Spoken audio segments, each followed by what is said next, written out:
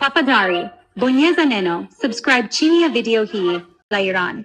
Je, ni tishio linaloibuka au ni moshi na vioo tu? Leo tunazama ndani ya uwezo wa droni wa Iran unaokua kwa kasi na maana yake kwa kanda na zaidi. Tuanze na muktadha. Iran imekuwa ikitengeneza mifumo mipya ya droni kwa nguvu na kuboresha vituo vilivyopo. Hili sio la kujionyesha tu, ni hatua ya kimkakati ya kukabiliana na vitisho vinavyoonekana kutoka Marekani na washirika wake.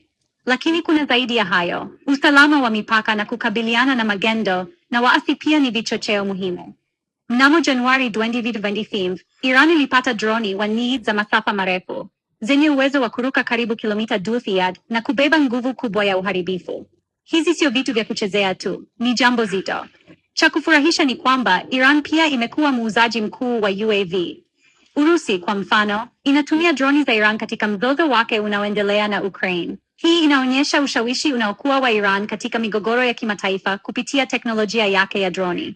Moja ya maendeleo ya kushangaza zaidi ni chombo cha kwanza cha kubeba droni cha Iran, Shahid Bagheri. Hapo awali ilikuwa meli ya kawaida ya kubeba makontena, sasa ni kituo kinachoelea cha droni.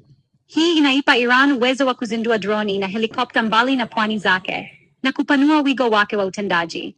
Hata hivyo, ukubwa wake mkubwa unaifanya kuwa shabaha rahisi, na wataalamu wanahoji uwezo wake wa kuishi katika mazingira yenye vitisho vikubwa. Sasa, tugeuze mwelekeo kwenye jinsi mataifa mengine yanavyojibu.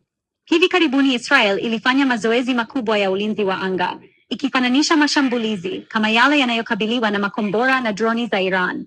Mazoezi haya yalijaribu uimara wa mifumo ya ulinzi wa anga ya Israel yenye tabaka nyingi, ikiwemo Arrow, David Sling na Iron Dome.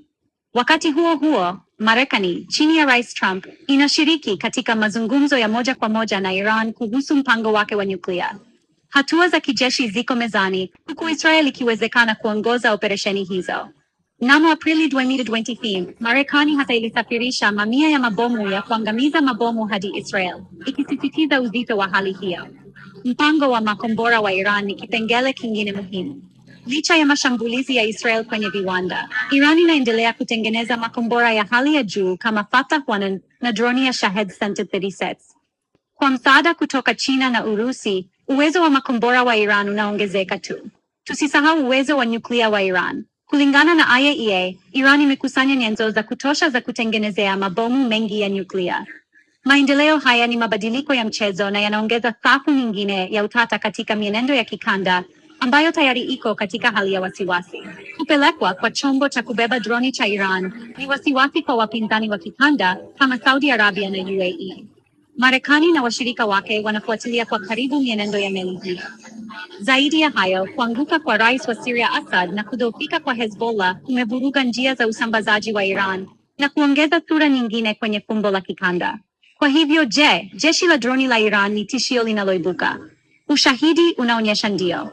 Lakini ufanisi wake na athari yake itategemea mambo mengi, ikiwa ni pamoja na majibu ya kimataifa na ushirikiano wa kikanda. Wakati ndio utakaoambia. Hayo ndiyo yote kwa leo. Ikiwa umeona video hii ina taarifa, usisahau kulike na kusubscribe. Hadi wakati mwingine, endelea kupata habari.